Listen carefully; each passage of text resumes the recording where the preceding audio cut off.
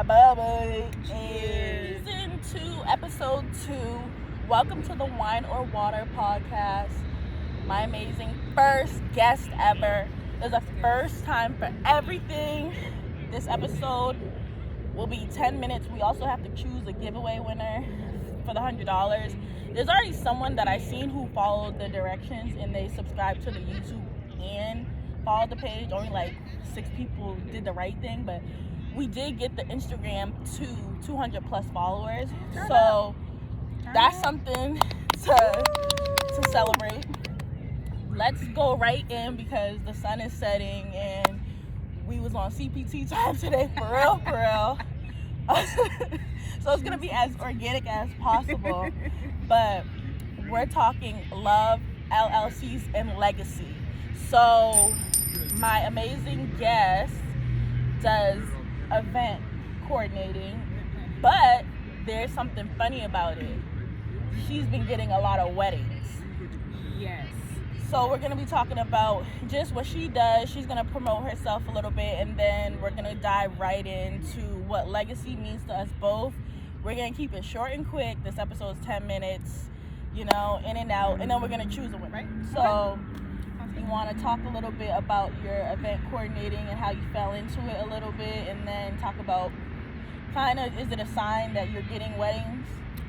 Yeah, so I am Rachel Key. I am the owner and CEO of Millennial Milestones. It is an event planning company. We do, event planning and production. I do all sorts of events. I do weddings, I do social, I do corporate, I've done conferences, you name it. How I got into event planning, I actually started out at KSU. I got a PR degree, but I had a event planning class and a wedding planning class. And I loved both classes.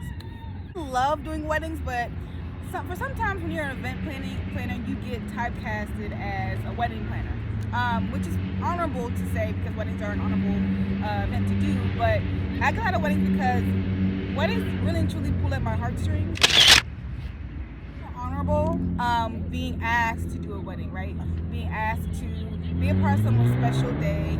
Usually it only happens once, so it's very, very honorable. And I think weddings are something that's always going to happen. We're always going to get married, so there's always going to be a need for it. So that's why people are always reaching out to me about weddings. And that's amazing because honestly, I want to get married one day, but like in these times, it's kind of tough to want to come together with so many things happening in the world. So COVID, this is about to be a post-COVID summer, meaning I'm going to need y'all to get it together. Register your LLCs in Georgia. It only costs $100. I'm going to put the link below where you can automatically, one click, sign up for a LLC and register if you're in the state of Georgia. If you're in other places, let me know where you at, and I'm sure I can assist. I just registered a couple LLCs. Wine or Water Podcast is an LLC, so I definitely want to promote Black people, the Black dollar, and the Black business. Legacy to me, what it means is to create something that remains when you're no longer alive. Right. So I feel like I do want at least 5 kids. If God give me 3, my mom has 3, so that's what's up. But I would love to leave something for my niece and nephew, for my children, things that they can be happy for when I'm no longer here. Right. What does legacy mean to you? Legacy, I would agree. I think legacy for me is, there's a saying that says legacy is it's like planting a seed and not being there to watch it grow. Right. So I agree, but I kind of feel like you can see your legacy grow a little bit before you go. I feel like, as we come into our careers as adults, and as we have children, as they grow up, and as we kind of move into like having that second part of our life where we're just relaxing and pass the torch to our children, you can watch them take on your legacy, and take on what you represented in your business and your life as a person. So I think the legacy is something that you do leave behind, but you can kind of peek at it a little bit before you go. You can peek at it before you go, and you pass the torch. Right, you pass the torch. It's like passing the torch, like a relay race. Okay. Yeah. That's what I was thinking. That's so special. If you can be alive to pass the torch. I know sometimes people start businesses and, you know, they go through the hustle and bustle, and then when they pass away, unfortunately, the business had to dissolve. Right. But that's why we're starting early. And that's exactly why I wanted to make this episode about LLCs and legacies, and of course love, because for a love for a business, a love for people, that keeps people going. And we are in this together. I know it sounds cliche and corny, but we need each other to get from one step to the next. Right.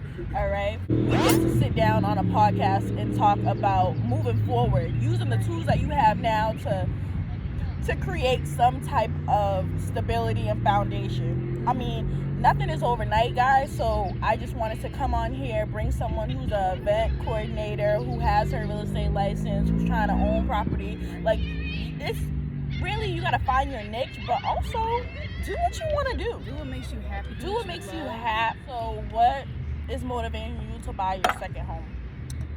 You know, I think it was just the fact that when I bought my first home, it really is something interesting to like actually own something and pay towards an escrow towards something that is yours, versus when you're renting, you're paying someone else's mortgage, someone else's escrow. You paying for the street lights. You're paying right.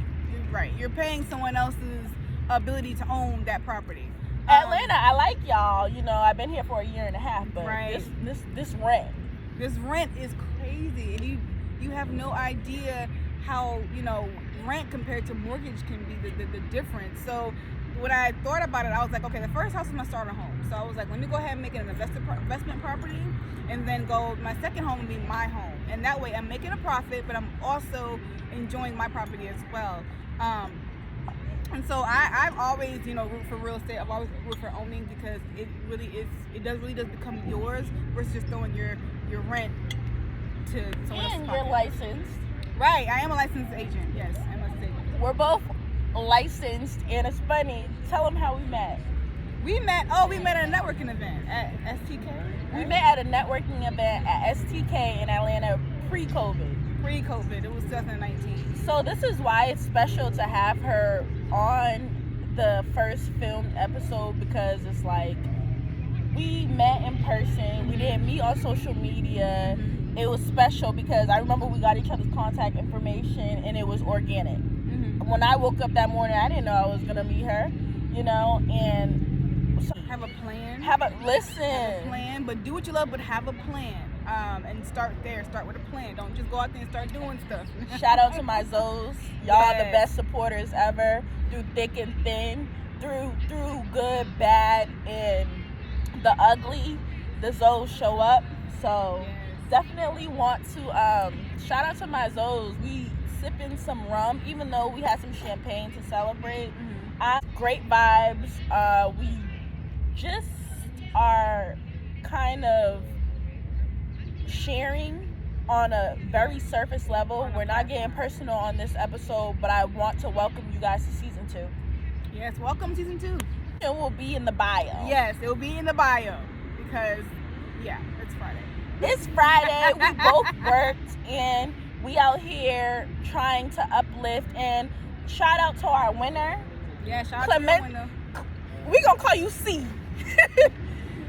All right, C. You the winner. CN. All right. Congrats. Thank you guys. Thank you guys for pulling up on the Wine or Water podcast, season 2, episode 2, and we'll see you in the next episode. Yes.